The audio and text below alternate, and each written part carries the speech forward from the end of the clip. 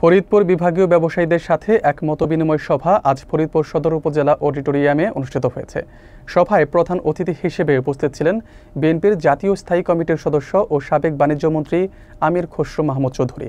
তিনি তার বক্তব্যে বলেন, বৃহত্তর ফরিদপুরে একটি সম্ভাবনাময় ব্যবসায়িক জোন তৈরির বিপুল সুযোগ রয়েছে এবং ভবিষ্যতে বিএনপি ক্ষমতায় এলে এই অঞ্চলে অর্থনৈতিক উন্নয়নে প্রয়োজনীয় সহযোগিতা দেওয়া হবে।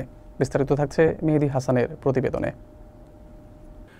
শনিবার দুপুর 2টায় ফরিদপুর সদর উপজেলা অডিটোরিয়ামে ফরিদপুর বিভাগের ব্যবসায়ীদের সাথে এই মতবিনিময় সভা অনুষ্ঠিত হয়।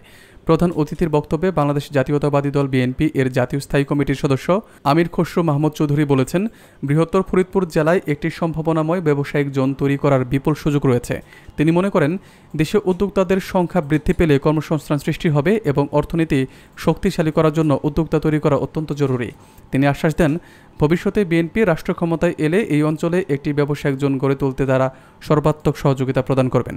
অনুষ্ঠানের সভাপতি ও বিএনপির ফরিদপুর বিভাগের সাংগঠনিক সম্পাদক শামা ওবায়দ ইসলাম রিঙ্কু বলেছেন, ফরিদপুর অঞ্চলের দেশের অর্থনীতিতে গুরুত্বপূর্ণ ভূমিকা রাখার যথেষ্ট সম্ভাবনা রয়েছে।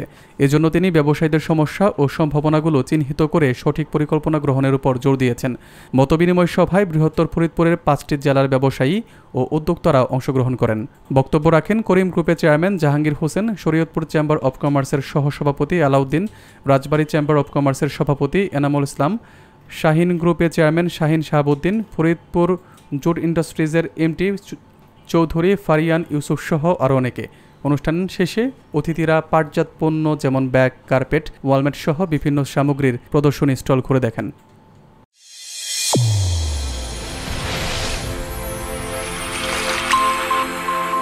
চ্যানেল A1 হৃদয়ের স্পন্দন।